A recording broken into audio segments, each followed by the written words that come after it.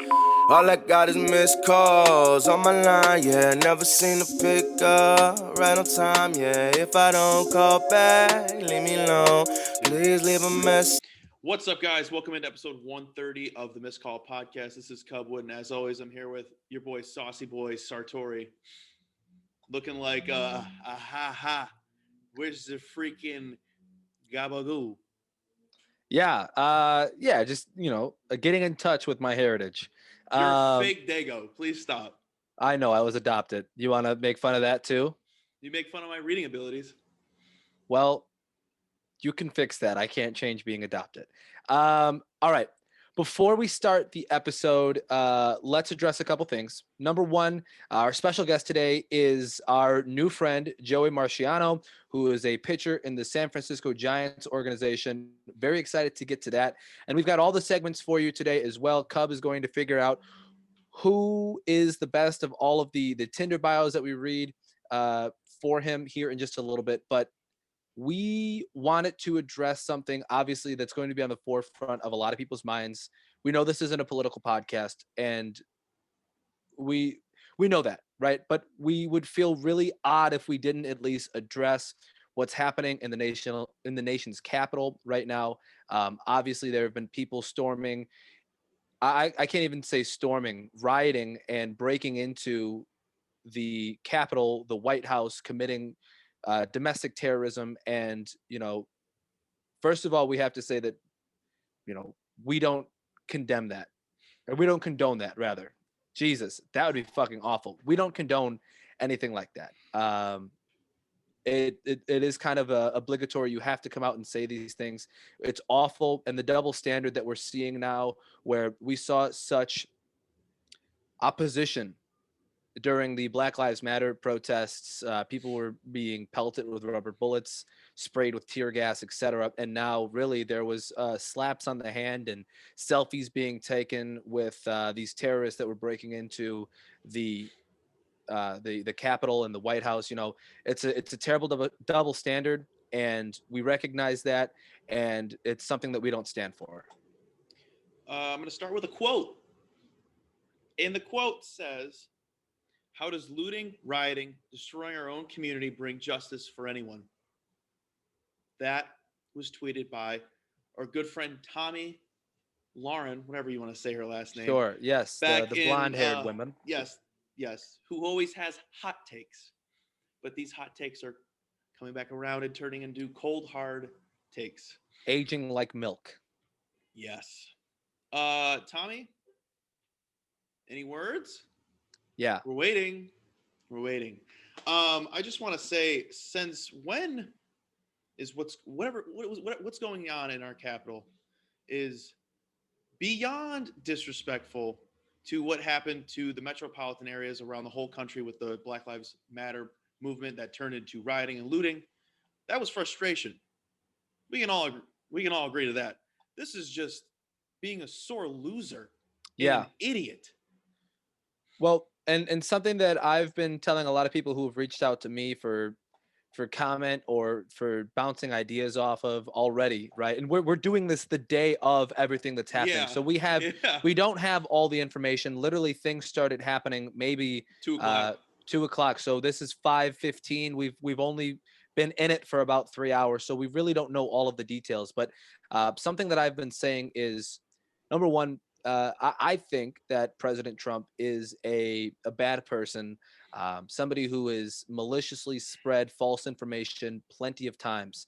But as bad as he is, you also have to take into the account of what social media has done to create a divide amongst all Americans. And I think that's really the fuel that has brought us to the point that we're at.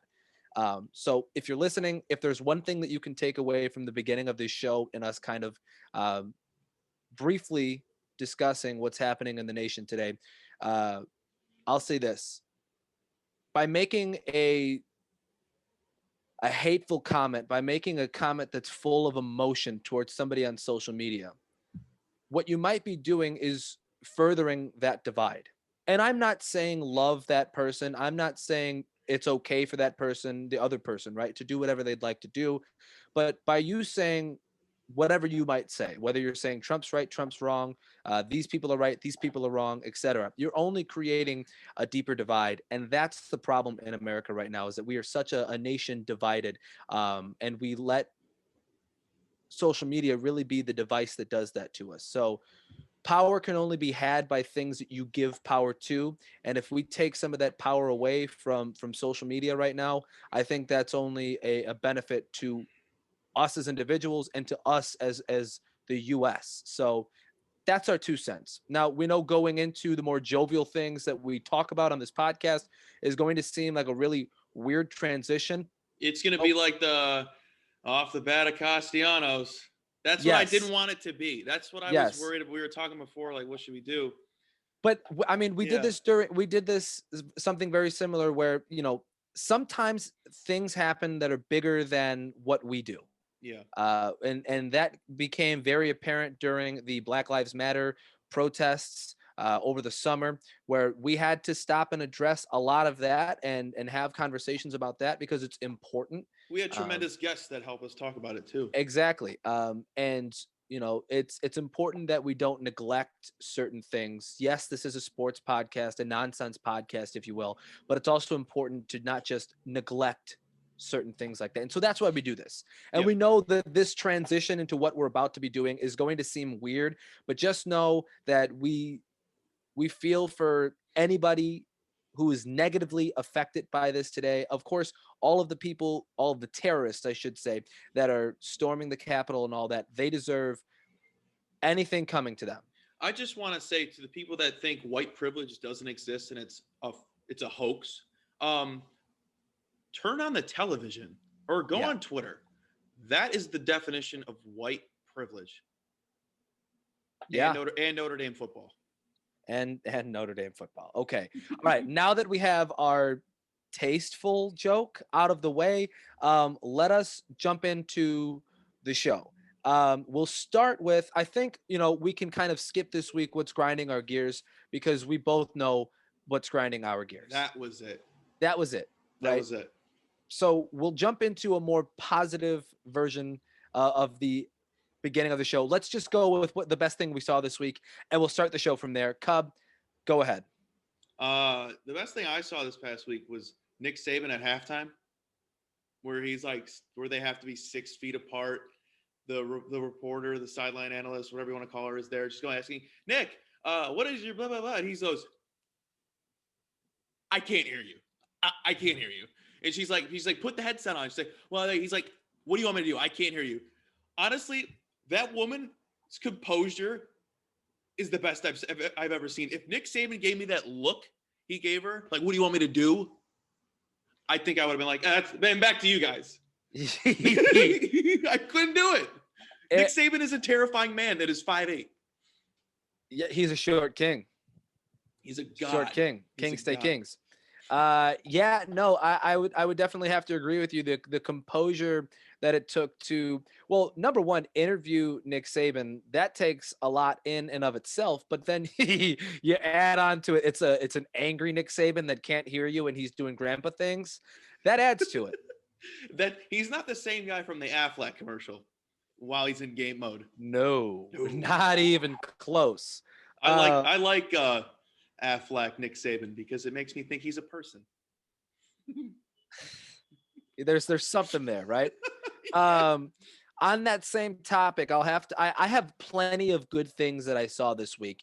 And on the topic of Nick Saban and Alabama, I'll have to say that watching the team from South Bend get their asses whooped. Now that was today, that would be almost a week ago, but watching them get their asses whooped was a phenomenal thing to watch. I loved every second of it. Watching, was it Brian Kelly?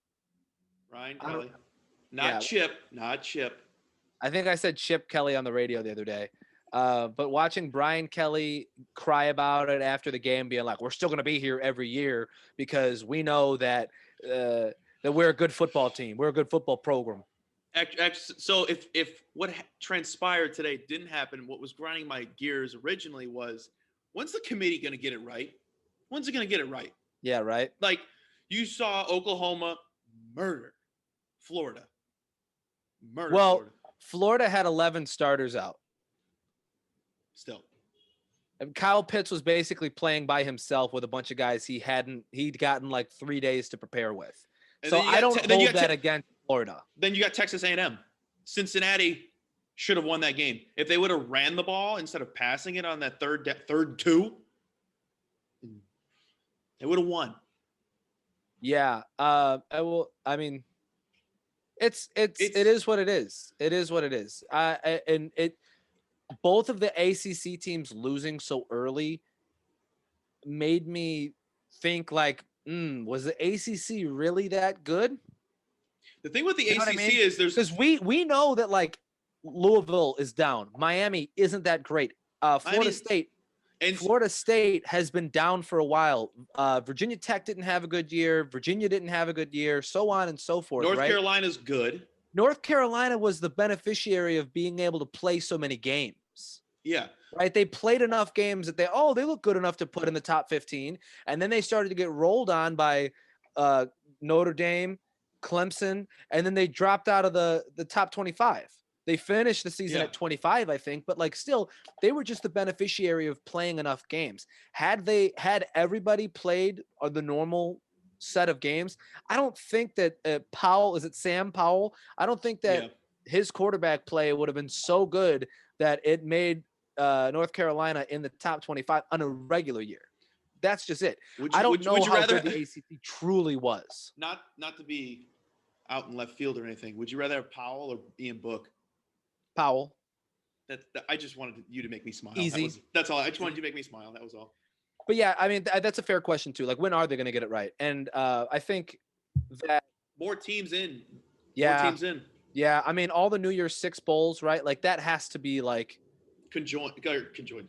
That's got to be your college football playoff. Is like New Year's Six should be like the greatest 2 days of college football there is, and then then you have the additional semifinal games. Make it go till almost the Super Bowl. Who cares? Right. Well, I mean, you have to think about the college schedules and stuff like that too. But we're getting too far into this. I will agree that the committee needs to start thinking a little bit deeper about things and realizing Notre Dame in this playoff would not make a good matchup, but Texas Tech may have. Moving on, I've got two things. Texas Tech.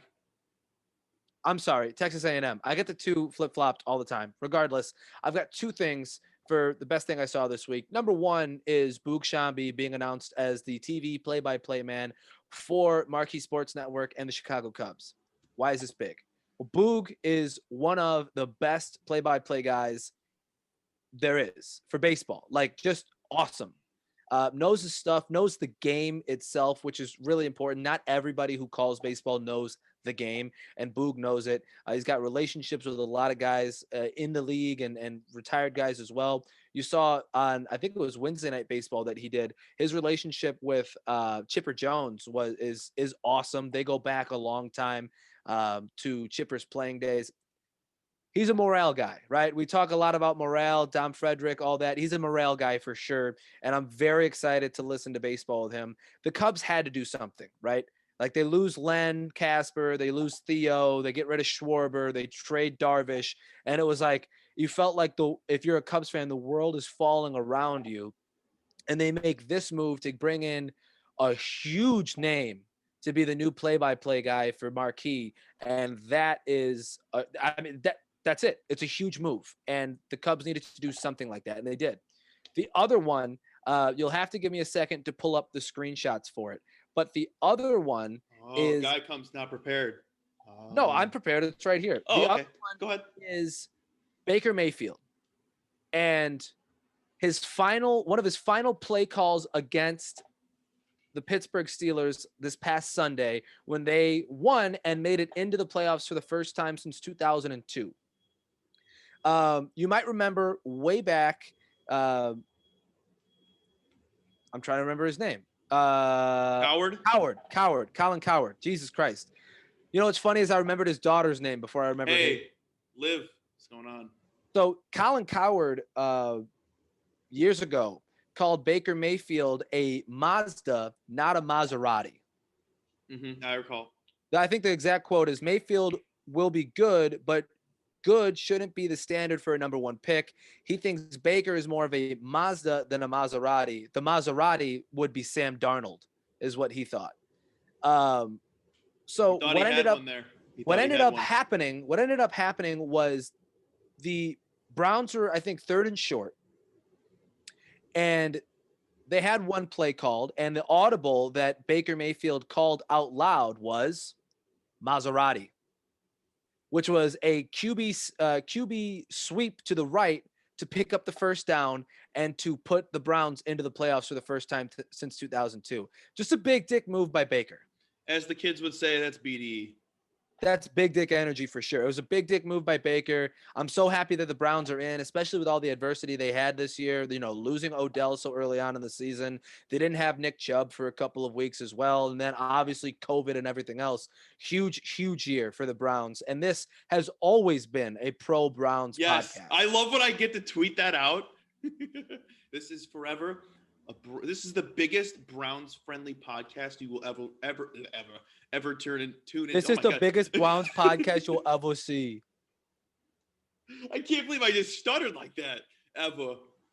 Now I get to make fun of your reading abilities. Can I And also my- make fun and of my- your speech impediment? Hey, you're the one with the lisp. So Okay, yes, and you're the only one that's ever brought it up, so I don't know how bad it truly is. Nobody's ever been like, "Hey Ryan, you have a lisp." But I know what it is. It's on like the SH and the CH that my tongue doesn't form the right way in my mouth. maybe you and A-Rod could take a class together. Players. Like, That's the type of bonding that I need with A-Rod. Okay, Random moving thought? on. Random thought. I saw a tweet that asked, "Do birds get lost?" And it got me thinking. Well, they're not real. Overall, do animals themselves get lost? Right? Like, does the Peter Rabbit out front? Does he forget where he's at? You know, does the squirrel running through my front yard? Does he forget where he's at? Birds aren't real, so Oh my fucking god! Can we be legitimate for a second? Do birds get? Do you think they ever get lost? Like the migration thing, right? Like a Canadian goose coming down to Illinois has got to be like, God damn, did I take a wrong turn? Did I? I didn't take. I should have taken a left at Albuquerque. He's like, man. He's like, I knew I should have taken 94. Fuck. Did you get the reference? Please tell me you got that reference. I probably didn't. Oh, it's Bugs Bunny, dude. Is it? Yeah. Remember Nice, he man. pops up like in the like the bull ring. And he's like, oh, I should have taken a left at Albuquerque. I don't remember that. And then also like for a second, and then we'll move on. You know, like monarch butterflies migrate. Do you think monarch butterflies ever get lost? I think Because like they don't have birds. Like literally calling somebody a bird brain is an insult. And butterflies have smaller brains than that. So like you would have to think that at a certain point, like they do get lost, right? there's got to Or be they at least forget where they're at. there's got to be something in them that like they know that they're in a good spot or a potentially bad spot. You know what I mean? Like their No. spidey senses are tingling, Sure. but like they know where to go every year. So they're also not like born into going there. They're in a group usually. Yeah, so like one of them has to know what the fuck's going on, right? One of them's got an iPhone pulled up and he's like, I got directions. But if you are a goose, what happens if you're the guy with the iPhone, right, with Google Maps or whatever, and you get shot down like by a hunter or something, and then you're without your navigator? Oh no, he took all the data. Fuck. That seems like, you know how Seth Rogen a couple years ago made Sausage Fest? What were your thoughts on that movie? Just like a rating wise, 1 to 10. Not great. I think you should have been like out of your mind. You had to be like pot brownie and a joint deep to enjoy that movie. Well, it won't ever be for me then. But I feel like the navigating goose getting shot down and them trying to figure out where the fuck to go would be a Seth Rogen animated movie. Like that's a script And somehow, for somewhere. some reason, the one that gets shot is just Seth Rogen laughing as it goes up. Ha, ha, ha, ha, ha, ha. Yes. All right. I have a random thought. It's really quick. Oh, you do? Okay. Yes, yes. Hey, this is more of a PSA for our boy Fletcher, the eighth. Mm, Hey, man, where's the album? what you doing? We retweet your stuff every time you put something out, and we love you and stuff.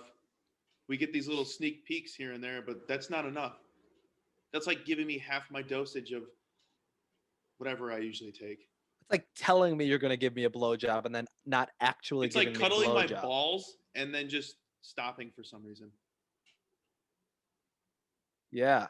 It's like getting a boner and then having a girl laugh at it. Or just breaking it in half. That's really fucking extreme. That's maybe even too far. Yeah, we've been waiting on it for some time. We're hoping that Fletch drops the album soon. It's supposed to be sometime this year in the spring. We're hoping. I thought he put like a month out and then like no date, but like 2021. Dude, you never fucking know with him. But when he does put shit out, it's always fire. And when he does drop that next album, we'll be sure to have him on the podcast so he can promote it left and right. Anything else for random thoughts? Moving on, thoughts and prayers. Let me Let's set the mood. let's do the honors. Hold on. Do we Hold on. You gotta let the lighter flick go. Ready? Oh, all right.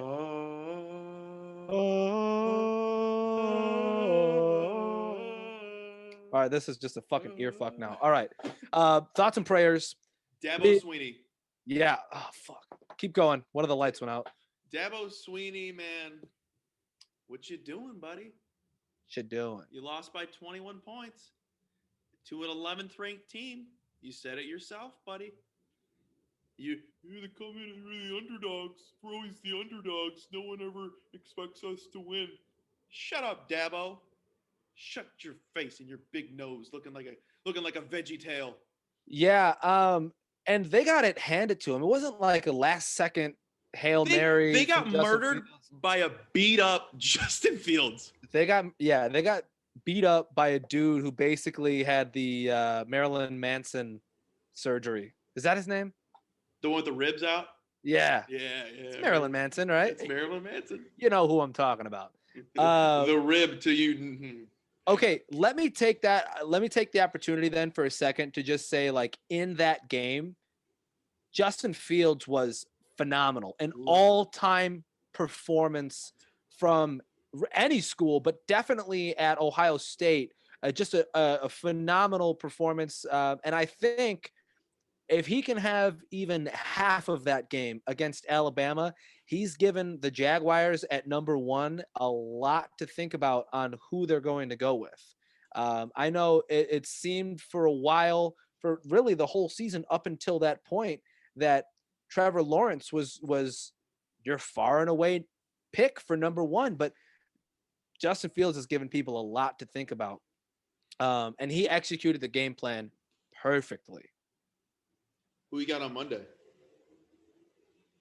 It's right now. It's a 7.5 point game.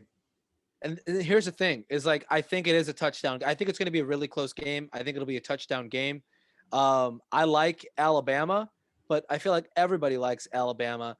I'm almost willing to take the plus money on Ohio State just to go the opposite way of the public.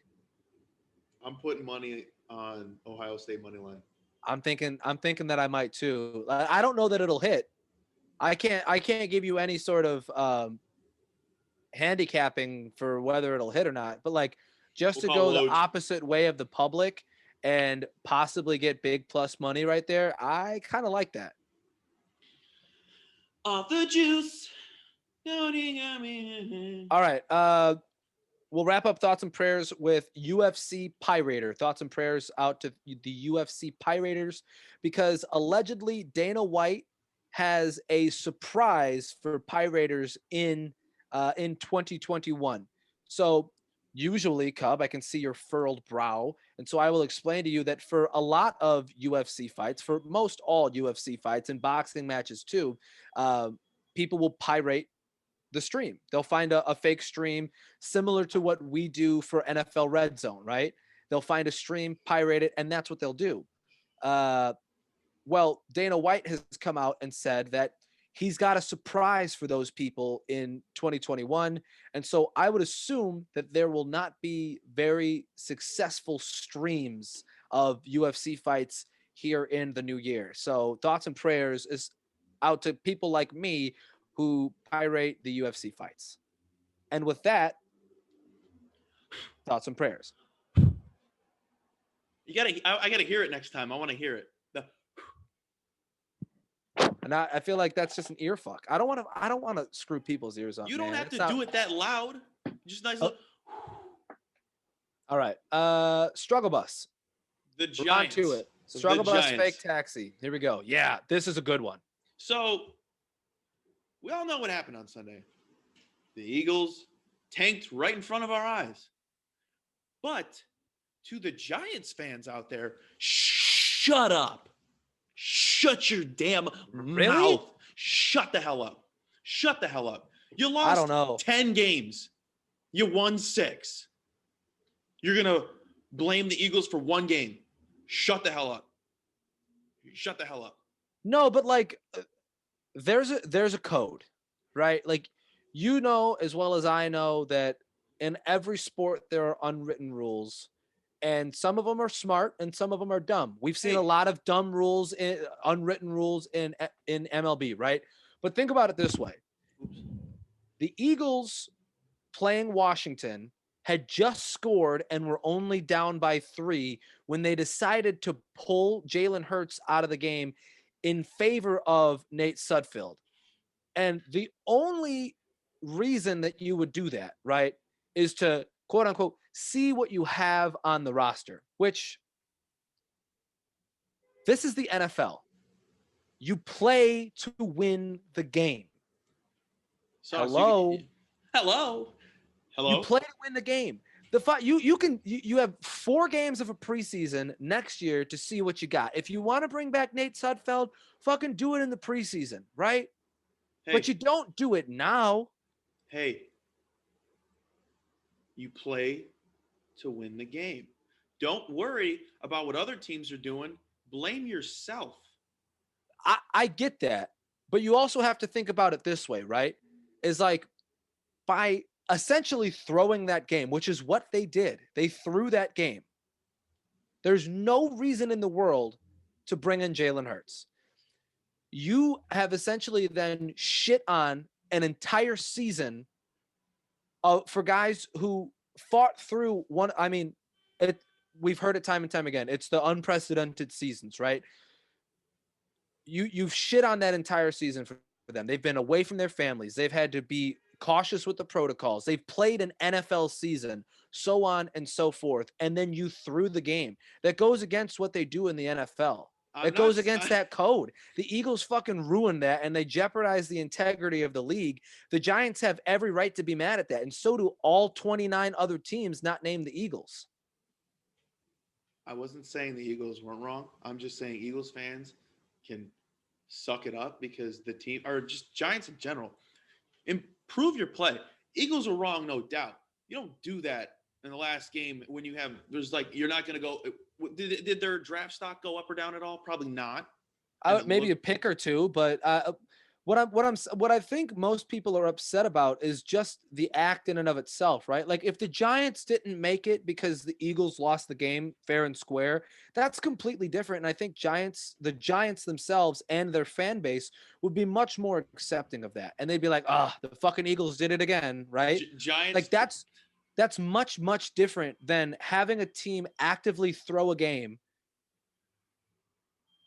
in front of everybody. Like that's worth complaining about. Giants Twitter was going off because obviously I'm in Yankees Twitter, so I get theirs. And they were just like posting Doug Peterson's book. And like, look at this fraud. And it's like Success. That's the name of the book, I think. Success. Is it? I think it's Success. That's funny. Oh, But no, yeah. I think that the Giants organization and their fan base, they all have a reason to be very upset. Joe Judge had a great speech that I will paraphrase, and he's basically calling the Eagles bastards essentially, and saying that you don't do that because you know this is the NFL. You don't do that to your players. You don't do that to your fans. And then basically wrapped it up by saying, we will never actively lose games as long as I'm the head coach of the Giants.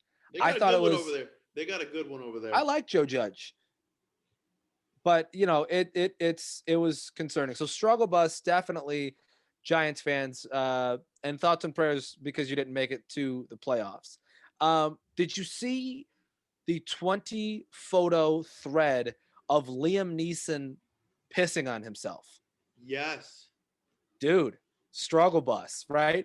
That I was that about means to that say. that means there are 20 different photos out there of him with enough piss on his pants for it to be noticeable. I scrolled through all 20 photos and it was like not like an accidental dribble. I think all guys can realize like, yeah, there's maybe been a time or two where I got in a hurry and there was still some left in the chamber, right? I And yanked then up too soon.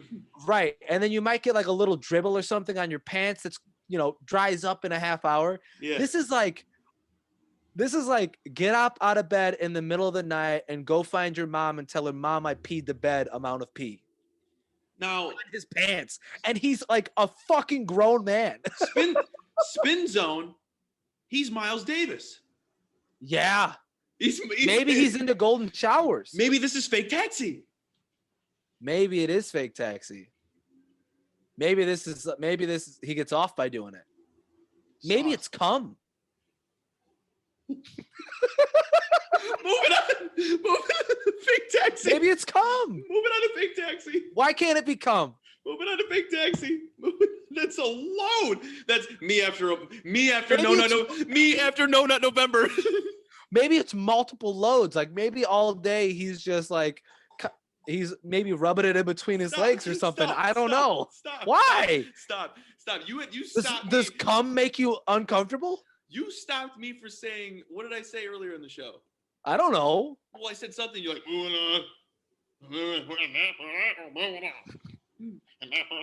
move on. Fake taxi. My dad, per usual. Man, call podcast. My dad. So my parents live in Florida. We all know that. If you listen to the show, if you're new to the show, my parents live in Naples, Florida. My dad texts me good night right before he goes to bed every single day. And he uses the audio messages to say like good night to make it like more wholesome and pure and like genuine. Yeah. Cute. Big soft guy, Phil Marcio. But we've gotten to the point where all we do is just insult each other as long as we possibly can on that audio message. And then we end it with night. So like I usually start with, all right, you chip tooth, redhead, mother effer, just saying whatever comes to my head. And then just going, yeah, good night. So this is fake taxi? It was going to be best thing, but I figured Phil fucks. So. And that's, he's done it at least twice. Proven. That we know of. He's got receipts. He's got two of them. He's got two receipts to prove that. No, not returnable. Not returnable. He's done the thing. Okay, fake taxi, Devontae Smith. I have to stop saying Devonta because it's not. It's Devontae. Devontae Smith, Heisman winner, the first wide receiver to win Heisman in 25 years or something like that. Since 92.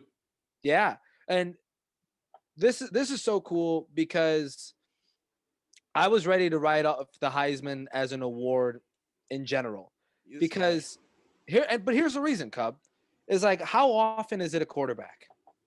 It's every year or it's a running back. Right.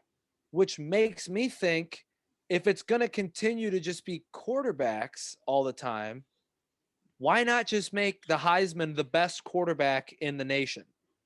Right? That's what I was thinking. And if it would have been Trevor Lawrence this year, a year where he missed 2 games out of 9 because of the coronavirus, Like that to me would have been like, fuck. I guess it is just the best quarterback every year. You know what I mean? I'm so happy they gave it to Devontae because he was the most deserving. The all-time leading receiver in Alabama's history, which there have been some phenomenal talents to come out of there. Um, this was just really cool. And I'm happy that they gave it to the right guy because there are so many times in college football where you could just roll your eyes and be like, yeah, of course they gave it to him.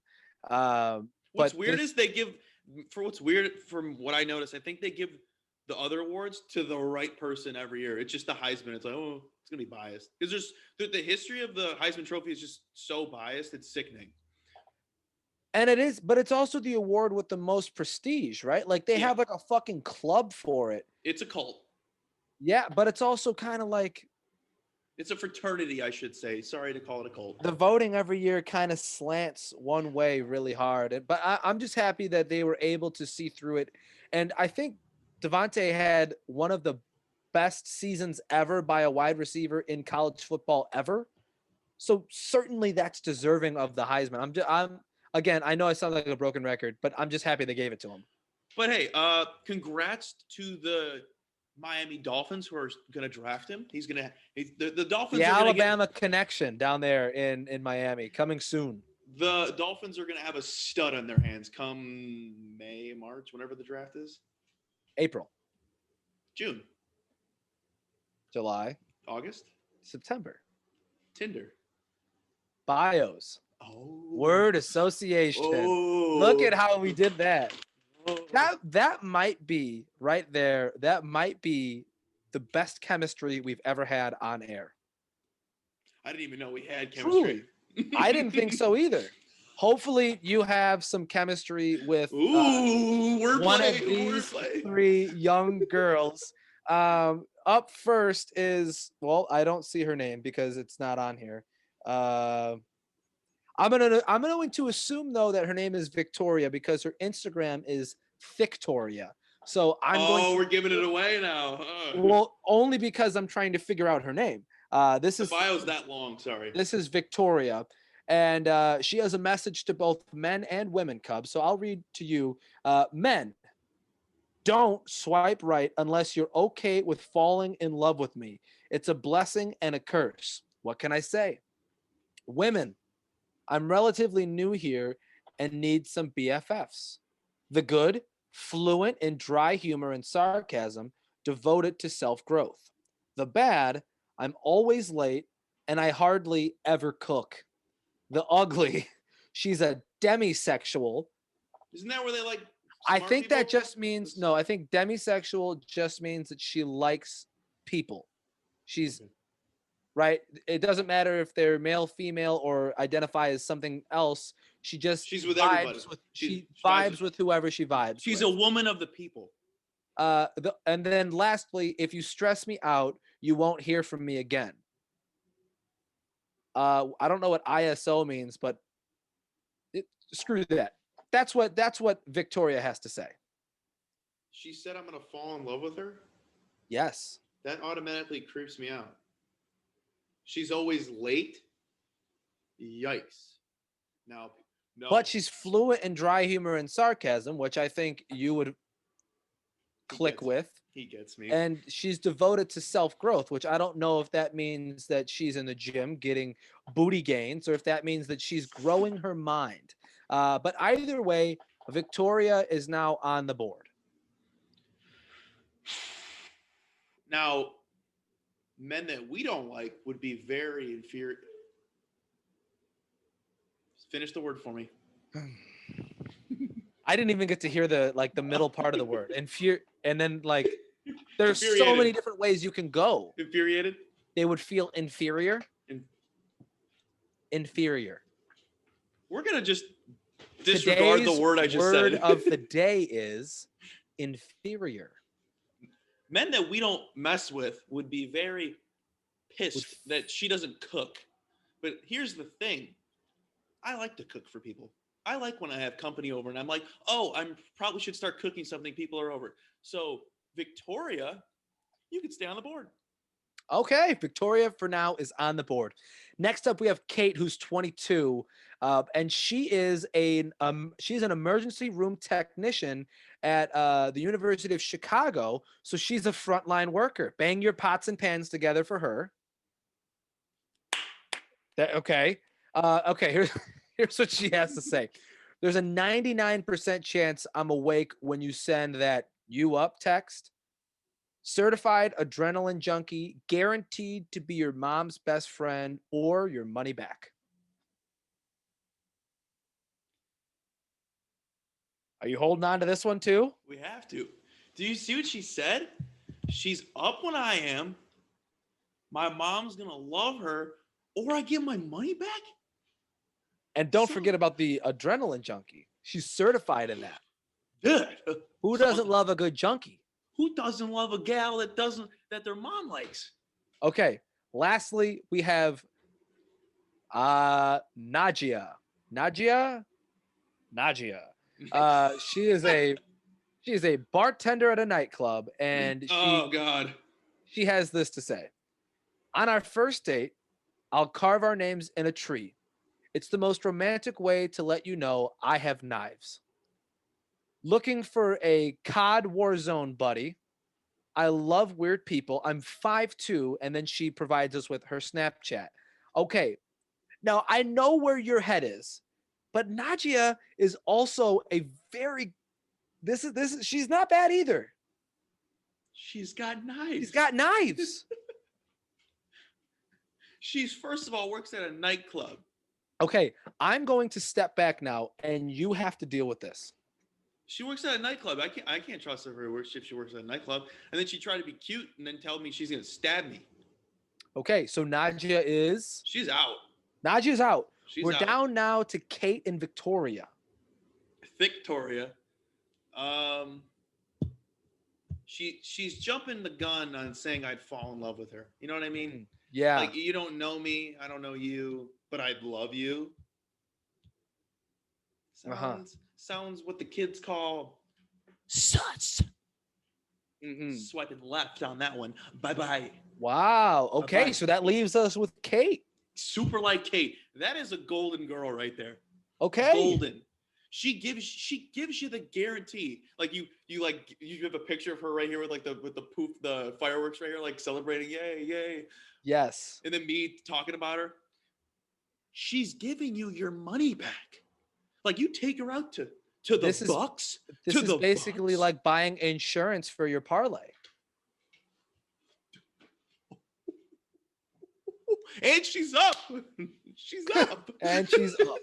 Yes. Okay. Well, while Cub goes and attempts to find Kate on social media and hit her up, we will now transition into the interview with Joey Marciano. Again, a pitcher in the San Francisco Giants organization. We had a ton of fun with him talking about his journey back into baseball after briefly retiring. So much more. We'll get into it now. Thanks for tuning into episode 130. We love you guys.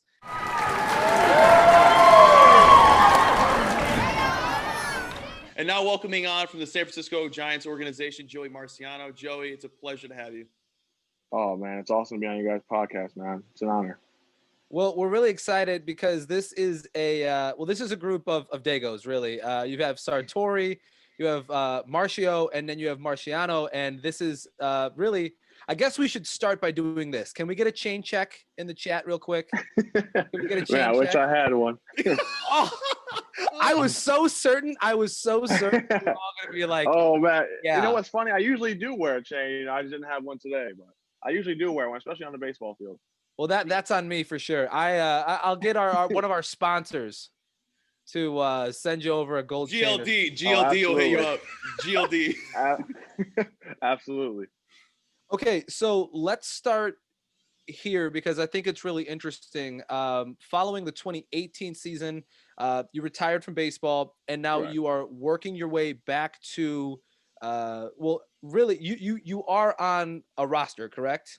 Yeah, I'm still a part of the organization. I still have rights to my contracts and all that. It's just I was kind of on the inactive list. Now I'm taken off the inactive list. Yeah, it's really interesting. And we did a podcast the other day with Brennan Davis of the Chicago Cubs, and one thing that I said in that interview was like, baseball is the most confusing sport, really. In and of itself, baseball is confusing, and then also going through the minors, working your way up and getting to the pros, or working your way to the pros or the next level, whatever it might be, it's confusing. Oh yeah, for sure. There's a lot of levels. Like, like let's say with the NBA, like people know like the D League and all that, but other than that, they think you get drafted, you go right to the NBA and stuff like that. But like, you get drafted, whether you're a high prospect or not, usually work your way up. There's rookie ball, there's short season, low A, high A, double A, triple A, then the big leagues. So usually, if you're a high pick or like a big name prospect or whatnot, usually you'll skip rookie ball and go to short season, and they'll usually fast track you as long as you're producing and throwing up decent numbers. But other than that, for me, I worked my way up. I got drafted. Went to rookie ball, stood the whole season there, and then spring Killed training it came in around. rookie ball, right? Yeah, I had started out in the bullpen. I had some good outings. I had like a 1.5 ERA. I went like 4-1. I had like 30 innings. I want to say somewhere around there. It was very good. Went to spring training. Broke with low A, which is still full season. Was there. I was a starter there. They moved me to a starter. Mhm. I had like a 2.5 ERA. I had like 80 innings pitched, something like that. I got moved up to high at the All-Star break and didn't go so well. I definitely faced some adversity. Got moved back to the bullpen.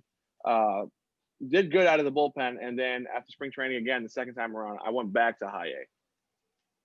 Yeah, and it really is. Like, I feel like that is the case for a lot of guys in the minors, and that all makes sense to me. But for somebody who might not be super into baseball and the inner workings of the MILB, Right. that is a super confusing story.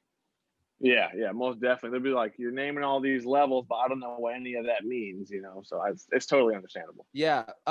Okay. So then you retire from baseball for personal reasons. You come back. Was that a struggle? So it's The kind coming of back part. Obviously, I don't expect you to dive in anything personal, but like the no, coming no, back no, no, part to definitely. baseball. No, I understand. Yeah, so it's kind of like, it's still kind of in the works right now because originally what was going to happen was like, I wasn't performing to the capability that I knew I could, so they were going to send me back down to low A, and I wanted to be moving up the ranks, not down. So I feel like I was backtracking in my career, so I decided to retire there. Came home, and this was all before COVID, obviously, right? So came home, and I just found my love for the game again. After taking some time off and letting my like mind relax and just like not picking up a baseball for whatever it was, 6-7 months, decided I wanted to go back and play again. So I get in touch with like the front office people and tell them like, hey, I want to come back. This is what happened, and I found my passion for the game and I want to give it another try if that's fine with you guys. And they were grateful enough to give me a second chance, and I'm like forever like humble for that, and that keeps me like saying and like wanting to work harder and stuff like that. But I was supposed to fly down at the end of spring training, to be down there and like get my work in, and then once a spot opens up with the affiliate team, I'll get shipped to whatever spot they want to send me to. But coronavirus hit, and then like they canceled spring training and all that stuff, and obviously the major league squad only had a season this year. Minor leagues didn't, so everybody that's been in the minor leagues has been home this year. They didn't have a season. So I'm still waiting for things to pick back up, like whenever they have spring training. I'm assuming next year around May, maybe somewhere around there. April is supposed to be pushed back. That's when I'll go back and make my, like, I guess you can say my second debut. What caused the itch to go back? It's weird because, like, so I actually had a late start playing baseball. I started playing at age 15, freshman year of high school. A Yeah. lot of people started playing, like, what were you going to say? No, I was just gonna say, like, one of the things that I was thinking, I read that about you, is that you didn't start playing baseball till you were 15. So like, it kind of feels like there might be that element of like, you're not going and then it's full throttle, right? Like you're moving your way Right. through high school to junior college to college and then to the pros, and you're like, whoa, what the fuck is Yeah. going on? Right. Yeah, no doubt, man. It was a little weird, though, to be honest with you, because it was like, you know, my whole life, I was playing and stuff like, and I was fairly good, honestly, and I had a lot of things handed to me, like, oh, Joey this, Joey that, full scholarship here, scholarship here. Oh, you get this for free. You don't got to do this. You don't got to pay for this or anything. And then, like, things didn't go so well for the first time in my career. Basically, it was like a mouth shot, and I kind of ran away from it a little bit, but it kind of helped me because I came back home and realized I found my love for the game again. After just like not doing it for so long and got into the real world, I was like, for me personally, I was like, this isn't what I really want to do. I want to, still continue my career in baseball. And I started like throwing again. and I've seen like a big jump in velocity. I gained like 4 or 5 miles an hour. I started doing these med ball throws and pull down throws. And I got another buddy that's he was with the Giants organization. He's currently with the Rays, named DJ Snelton. He showed me a lot of these drills and stuff and movements, to get your body moving better off the mound. And I went from roughly touching 93 on a good day, 89 to 92 to basically 95 to about 98 right now. That's an insane jump in velocity. And what is that, over just the course of 18 months, 12 months or so? Yeah, basically, yeah. And like he's been a big factor in me doing that. And also just like letting my mind reset and just finding my love for the game again. I guess just taking that time off just like did something to my arm, I guess you can say. That's gotta boost the crap out of your confidence and drive. Yeah, it does, honestly. Like, I mean, I was always capable of throwing hard. I still had my times where I would occasionally, like I said, touch 93, 94 on a good day. But for the most part, it would be like 89, 92. And I knew, like, I wanted to throw harder, but like I was always trying and stuff. But like playing during full season, it's like it's a grind. Like you're playing every day, and it's like it's easy for your brain and stuff to just like get tired or whatnot, and just not want to do it anymore. So now that I'm throwing this hard, it's definitely like like I got a new mindset going in. But also, guys still can't hit the fastball, so you got to be able to pitch your secondaries. Right. And I think you've talked a lot about recently the addition. You've had the fastball, you've had the curveball, and you're adding a split change now, which isn't an easy pitch to add to a repertoire. I've heard from a lot of different people that the changeup can be the hardest pitch to add. Has that been difficult? Yeah, changeup is definitely a feel pitch. It's kind of like the free throw. You got to have a little bit of feel.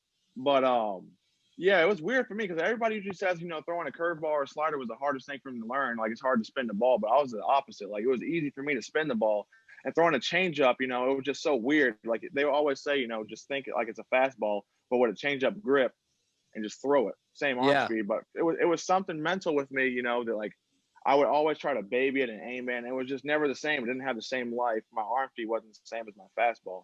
But now like being home and being able to work on things on my own time, I've gotten a better feel for it. So I definitely would say it's one of the pitches I can mix in, to keep hitters honest.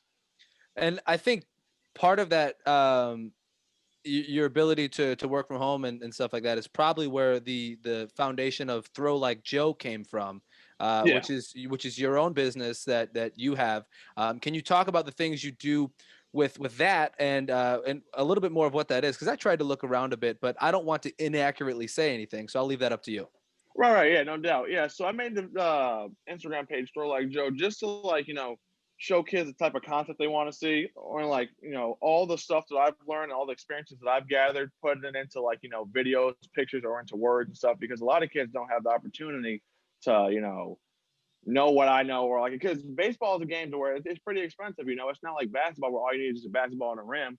Baseball, you got to buy all these types of like gloves, cleats, bats, shin guards. It goes on and on the list. But like I try to, just give out information that is very valuable to the youth and kids that are younger than me, or they're trying to get to where I'm at or higher, because, it's hard to find somebody that has, especially in the inner city of Chicago, the information that I know, you know what I'm saying?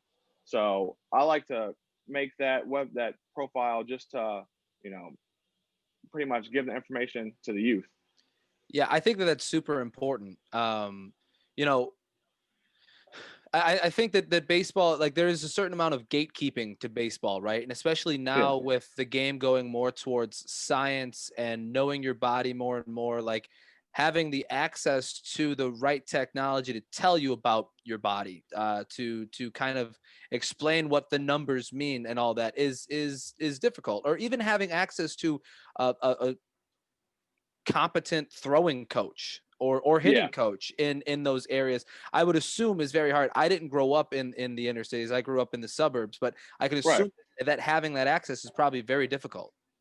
Oh yeah, no doubt. But the biggest thing, honestly, I would say personally, from my experiences, is just try to keep the game simple, whether you're a pitcher or a hitter. Because nowadays, and I don't have nothing against it, but like a lot of teams use like the rap soda. I don't know if you ever heard that, or like I a have. lot of teams are, stuff like that, which is like it's all big on like spin rate, spin efficiency, like the tilt axis on the ball, which is all cool and all. I have nothing against it, but I just try to simplify the game because like I've heard like several coaches say stuff like, oh, if your fastball doesn't have a high spin rate, you got to keep the ball down. Or if you throw a fastball that's got a 2,500 spin rate, you can throw up in the zone. But I think it all just boils down to just like knowing who you're pitching to and being able to execute your pitches. Like doing your research. I would say other than that, just keep the game simple. It's fun. You're supposed to have fun with it. Mentioning how privileged baseball is, because like people forget, like it's so expensive to have a coach, go to camps. It's That's like such a perfect word Yeah, to explain it's- baseball to is privileged. I think that Yeah. is that's a really great way to explain it, Cub. because you're from the Chicago area, so you know the Bo Jackson Dome. Yeah. The baseball camps there, those are expensive as hell. And I used to be able to, Yeah, no I doubt. had the privilege to get to go to those. And those are Right. awesome for anyone that gets to go. But not many people have parents that can afford that. And that's Right. what you do, which is where you come in.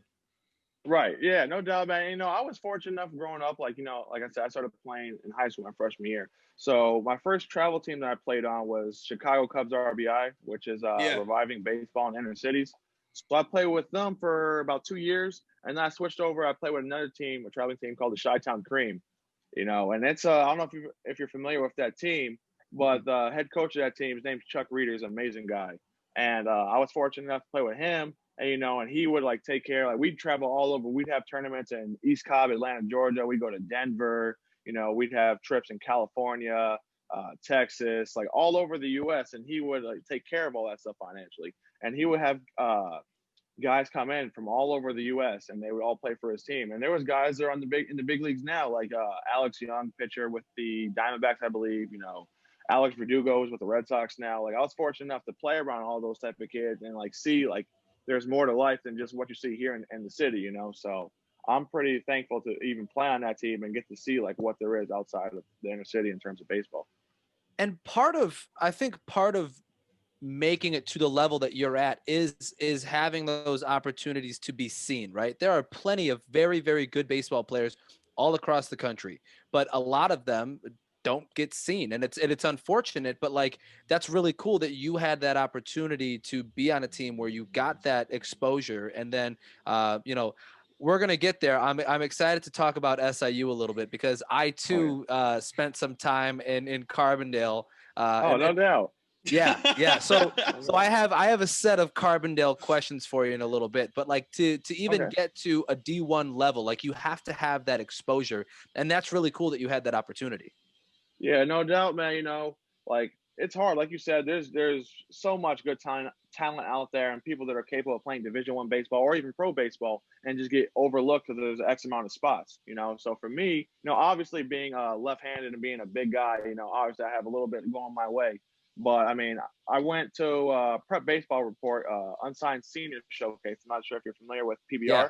Yep. So I went there my senior year. Did good. I threw like 88 at the time. My senior year of high school. I got looked at by a few junior colleges and stuff like that, like Wabash Valley, John A. Logan, which is the community college I went to out of high school, and a few other like Hill College in Texas, a few other schools. Ended up committed to John A. Logan. Went there for 2 years. Did good. Which John A. is like a feeder school for SIU in a way. For SIU, yes, exactly. Went there, played there for 2 years, put up good numbers. So I was going to get drafted out of there. I didn't get drafted out of there. Went over to SIU my junior year. I had decent numbers, respectively. It was like I had like a 3.7 ERA as a starter and like 80 innings, something like that. And then my senior year, I didn't have the best numbers, honestly. I had like I want to say close to a 5 ERA, to be honest with you. But like, I touched 94 a couple times that year. So I showed him that I had velocity and being lefty, like that's worthy of getting getting an opportunity at the next level. Got drafted in the 36th round by the Giants. And then, kind of went down there with a chip on my shoulder, honestly. I know I had to prove a lot of people wrong because I know like baseball is something I wanted to do. And, I got to show them like I'm not a 36th round pick. Like I'm just as good as those guys that you're drafting in the first round, so I had to show them that. It's just like I think it was Vanderbilt's head coach. He said that Division III kids should be playing. There's some Division III kids that should be playing D1 and then vice versa. Baseball's weird. It's so hard to get exposed and for people to see you. Everyone plays baseball. Oh, no doubt, man. Yeah, it's tough. Like you said, man, like there's so many kids out there that are playing Division III. Like I've played with kids, with the Giants that, played at NAIA schools, and they're in Double A, Triple A. There's actually a kid I play with that played at an NAIA. His name's Connor Menez. He played in the big league with the Giants. He's a lefty pitcher, you know. So talent's all over. It doesn't matter where you go. It's like if you're good enough, they'll find you, you know. Right. Well, and that's something that I hear a lot about. I go to a D3 school. I don't play ball there. I actually call the games. But Right. I talked to a lot of those guys who were like, I just wanted to go somewhere where I could be seen. And we have a couple. I know we have a couple guys on our roster at North Central that are capable of playing at the Division I level. You know, Charlie Clem. That's actually how we got in contact with each other, was through Charlie. And like, he's a guy that I think for sure is somebody capable of pitching at the next level. But he gave himself that opportunity to play at a D3, and a lot of people aren't willing to do that. Now, there's a couple things that I wanted to take away from that that journey you just took on, that lineage you just took us on. And the first thing is, you mentioned you're a lefty.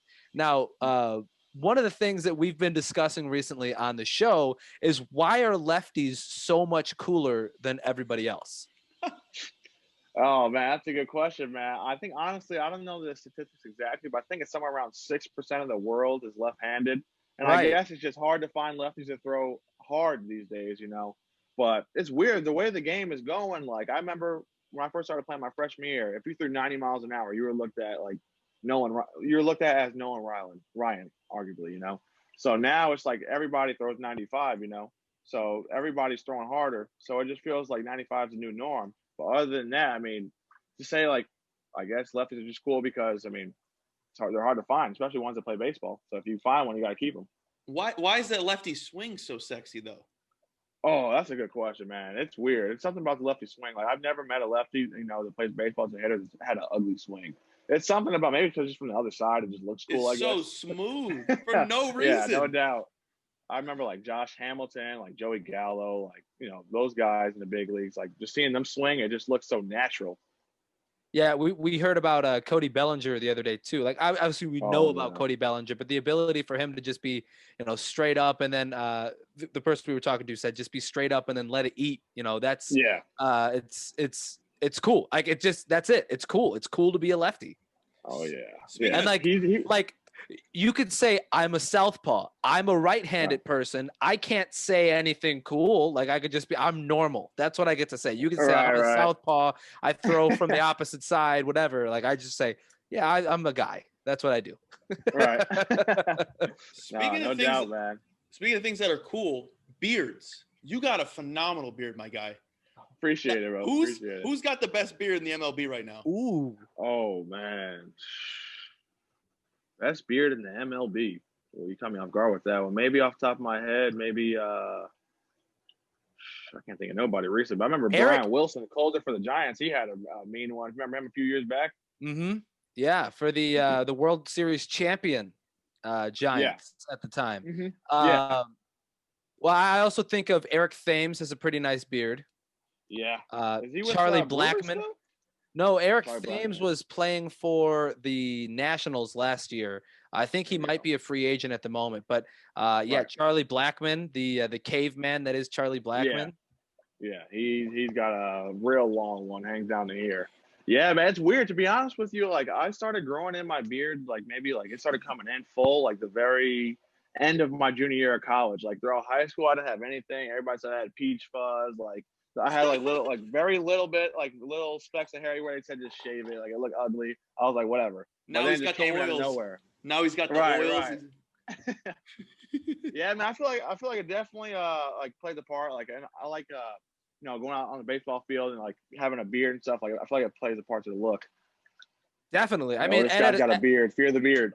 At a certain level too, like I remember playing baseball as a kid, and like if somebody showed up with like even the slightest stubble, you'd be like, "Fuck, we're in for some shit today, boys." You were also 13. Savage. He's got a beard. He's a savage. You're also 13 years old. That's true too. But when my facial hair first started coming in, it was like a dark patch under my chin that would grow, and that was it. And it just looked like dirt. I had like a dirt spot under my chin. Okay, so you throw lefty. That's really cool. The other thing that I wanted to bring up that listen, I'm sure it's brought up plenty of times in other interviews, but you're related to the late great Rocky Marciano. Yeah, right. And I don't want to say like, oh, how do you know him or anything like that. I just want to say you've got that blood in you. If somebody charges you on the mound, do you feel confident in throwing the first punch? Yeah, sometimes I'll be a little scared. I'm not gonna lie, because I don't want to I feel like I'll probably kill somebody if I hit him too hard in the head or something like that. But my dad would always tell me growing up, be like, oh, like don't forget you're a Marciano. You can do you can do anything you put your mind to and stuff like that. So he's definitely like reminded me from like an early on age that like you can do anything, and don't forget like you're related to Rocky Marciano and all that. And like I remember once I first got to pro ball, they asked me, they're like, Marciano, are you related to Rocky Marciano by chance? I'd be like, yeah, I am. And they just thought it was like the coolest thing ever. And then like my pitching coach in low A, he actually nicknamed me Rocky. So he would just call me Rocky. That's a pretty, I could see the jump to that nickname. Yeah. Now going off that, it was in your SIU bio. Like it was like it said where you were born, your parents, right. And then it was ... is related to Rocky Marciano. Did they really need to add that? Right. No disrespect. Like, no big deal. No disrespect to him, but like, did they really need to add that? Yeah, the dots were a little excessive for sure, But hey, I guess I don't know. They just probably thought different of it. I guess it's still awesome. Okay, I think this might be a good time to jump to the SIU questions. Now, like I said, I spent a little bit of time down there as well. But first SIU question that I have.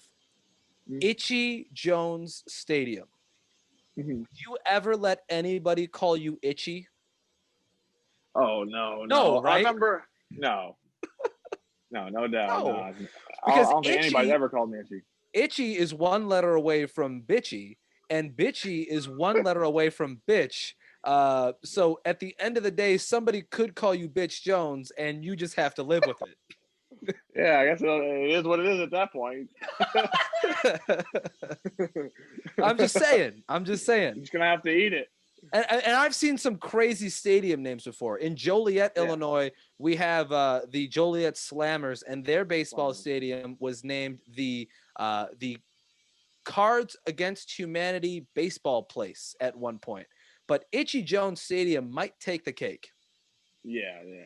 That name for the Slammers is definitely interesting, but Itchy Jones is definitely gonna throw you off when you hear it. Like you couldn't think of anything better. Did you ever get to meet Mr. Itchy? I did not. I did not get the chance. Sadly. But little funny story though, like our head coach at the time, he used to always wear like this all gray sweatsuit for some reason when we have a home practice. And all the guys would be like, so what is this? He always wears this like old gray sweatsuit. What is this, throwback at the itch? They would always say that. Okay, throwback at the itch. I just, there's always the abbreviations you throw on for a stadium or whatever. Calling it the itch is fun. Okay, next question. You've got to fuck one, marry one, kill one. Oh boy, Sticks, R.I.P. Levels, and Pinch Penny, R.I.P. Oh, I have my answer to this. Fuck one, probably Pinch. Really? Yeah. Okay, I'll let you continue. Marry one? Actually, no. Let me reword that. Fuck one, probably Levels. Kill one. Pinch. And then what was the other one? Sticks. You remember Sticks? Yeah, I do remember Sticks. Didn't 2 of the 3 go out of business? Yeah, that's why I said R.I.P. to Sticks and Pinch Penny. I guess I already said the other 2, so I guess Mary Sticks is the last one. Okay, maybe this was just my experience that I had at each individual one, but I personally would marry Pinch because it's much quieter. They have the patio area out there. Yeah, I was gonna say. Or at least they had, right? And it was a quieter area. Right. I would definitely love to have a one night stand with Levels because that shit is fucking crazy, right? Oh, no doubt. I do remember. Sorry to cut you off. They had T-Pain was making an appearance at Levels, and I think somebody threw something at him on stage, and he just canceled it. Nice. Awesome. Leave it to the fine people of Carbondale, Illinois to have a good time. No doubt. And then I think, and it was tough to say who I'd fuck between Sticks and Levels because they're both crazy. But Levels is slightly cleaner, and so for that reason, Sticks has to get the axe, literally. Yeah, unfortunately. So what else is there to do at SIU? Because I remember when he went there, he would complain about how there's nothing to do besides go to Sticks and play video games. Honestly, I mean, Sticks, pinch. I don't know why I keep saying pinch. Levels. Maybe go to like some frat parties. That's about it. Or stay home. Yeah, or stay home. But I was, to an extent, I kind of was a homebody. Like, a lot of my teammates would have me force me to come out of my apartment because most of them stood in Aspen courts.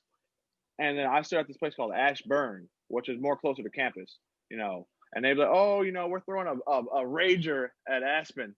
So you should definitely come over.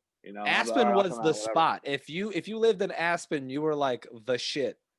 Oh, no doubt. You were in. You were like one of the popular people. Like you stayed at Aspen. Yeah, and I was familiar with it already because when I was at Johnny and Logan, we stood in Aspen courts, so like I already was familiar to like the area and stuff like that. But I mean, no doubt it was super fun.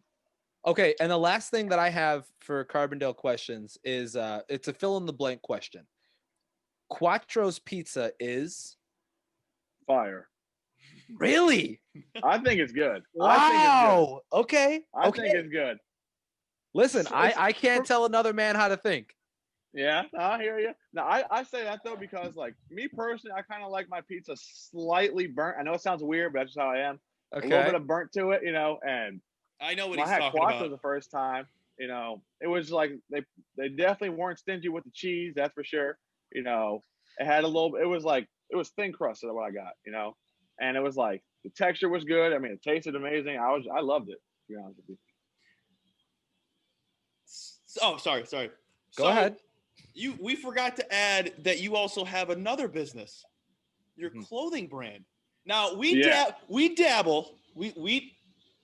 Joey, we dabble in the merch business. All right. When we say dabble, we've put out one hoodie and had like 40 sales. Dude, that's amazing. I was looking at those hoodies. Those look really cool. I was actually got about that. I wanted to get one of those. Cub, are you gonna show off the merchandise? Well, if we're gonna plug. Get your very own missed call hoodie today for $45. Oh, super dope. I'll definitely be copying one of those, no doubt. Wonderful. Hey, that's awesome. That means a lot. But I'm curious, where does your inspiration come for like clothing ideas? Because I'm very fascinated by that.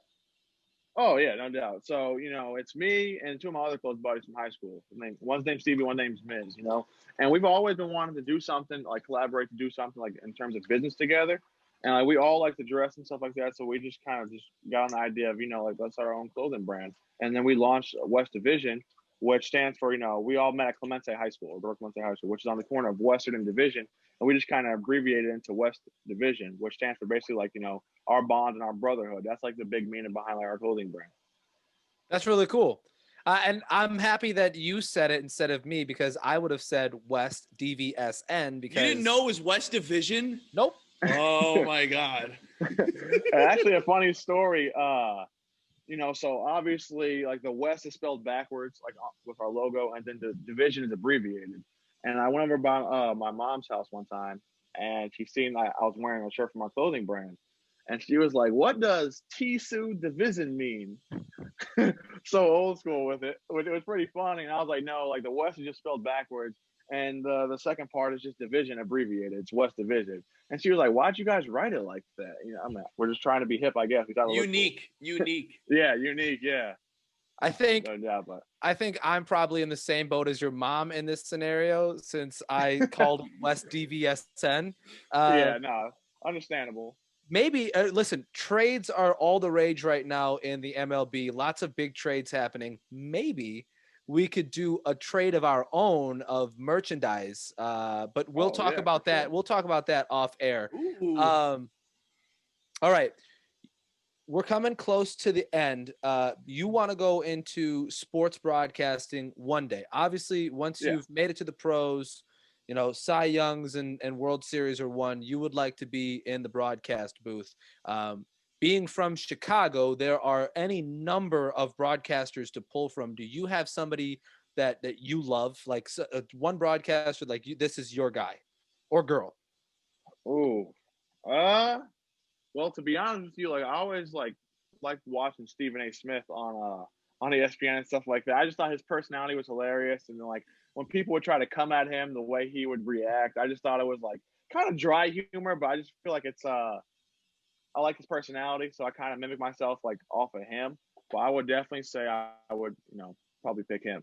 I'm dead he said that because I know what Yeah, is going to say. tell him the fun little story. First episode of the show does not exist because it's this bad, Joey. It got deleted. It got deleted. So our Wow. original segment for the show was Stephen A's got something to say, and it's where both of us would give our best Stephen A impression and just give a hot take. It wasn't necessarily a hot take. We would take like a topic from sports and we'd get mad about it, like Stephen A. And we tried to do our best impressions. And Joey, it was fucking awful. It lasted one episode. It lasted one episode. I think we may have done it, and then out loud we both went, let's not do that again. Right. It's because my Stephen A impression's terrible, and then his is actually pretty decent. Go ahead, do it, Sauce. No, I'm not doing that here. Come on. I'm not doing that here. I do think that's really funny that you maybe not funny, but it's entertaining that you would choose Stephen A. As a younger version of Sauce, right? I would always say I can't believe this guy gets paid to do what he does. But now that I'm a bit older, I understand the nuance of what he's doing. It's brilliant. It gets us talking, right? Like the style of what like him and Kellerman and Skip Bayless and all of them do is really, I think it takes a special person.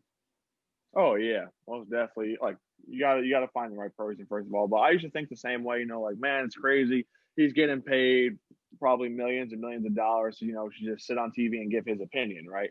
But like I used to think about it as like yeah, it's easy to think that way, but like like they probably did a lot to work their way up to get to where they are now, which is the stuff that we didn't see. All we see is them just sitting in the chair on TV talking about their opinion. But I'm sure there's a lot more to it, to get to where they were at. Yeah, most definitely. There is a lot of nuance to it. I probably could not do what Stephen A does. I'm more of a play-by-play guy myself, so I'm a fan of Benetti. I love Pat Hughes for the Cubs as well. So those are my heroes, if you will. Joe Buck. I actually have a shrine. You can't see it, but just on the other side of the screen, there is a shrine to Joe Buck. Oh wow, that's a joke. I want to say that's interesting. Yeah, no, that's weird. Well, I too. The thing is, I need to start doing hair plugs just like him, because this shit's going back. Okay, before this gets too far off the rails, Cub, I'll kick it to you. If you have anything else, now's the time to spew the questions, my friend. Joey, due to COVID, small businesses are dying left and right, and this is the biggest food podcast that's not a food podcast. Now you've been to the Cali area.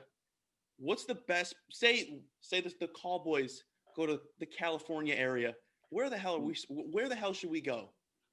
Oh, I'll tell you one thing. When I was in California, I'm not gonna lie, it felt like it was every night. I would definitely after the game, I would stop in In-N-Out. It's not overrated. I mean, it's very good. I would say it's like the West Coast version of Steak and Shake is what I would say, but In-N-Out is fire. I will say that. Like you got to get the double. Oh man, it's amazing. You got to get the double animal style fries. You have to. But is that a small business? Ooh, that is definitely not a small business.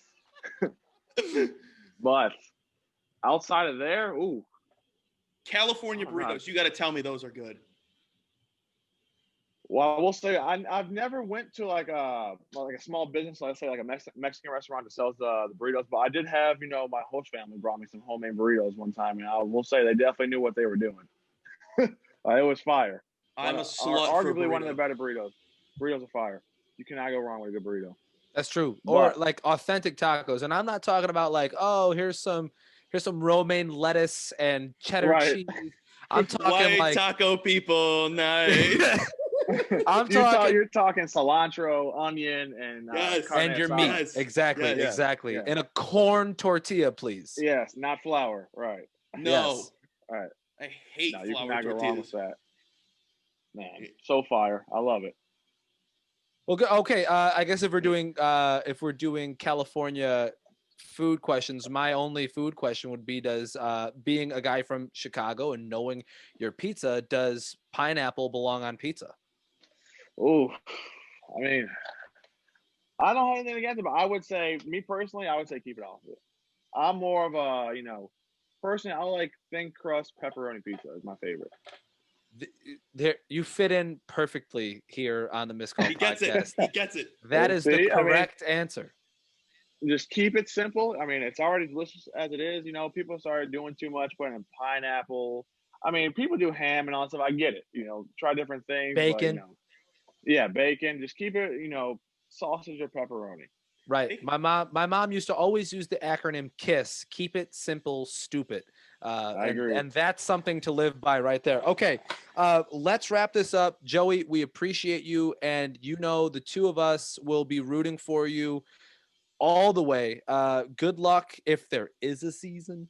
Good luck. I hope so. Fingers crossed. Fingers crossed. Good luck. Good luck. Good luck. Thank you for coming on. If you have any last comments or anything else you want to get off right now, go ahead, shoot your socials off if you'd like. Oh yeah, no doubt. I appreciate you guys, Sauce Cub. Appreciate you guys so much for letting me on the Missed Call podcast. Instagram, follow me at ProMadeJoe773. That's my personal Instagram page, and then my baseball page is at ThrowLikeJoe. And it's been a pleasure, guys. Thanks, Joe. Pleasure. Thank you, Joe. We'll talk to you soon. Buddy. Sounds All good. I Thank got you is guys. missed calls on my line, yeah. Never seen a pick up right on time, yeah. If I don't call back, leave me alone. Please leave a message at the tone.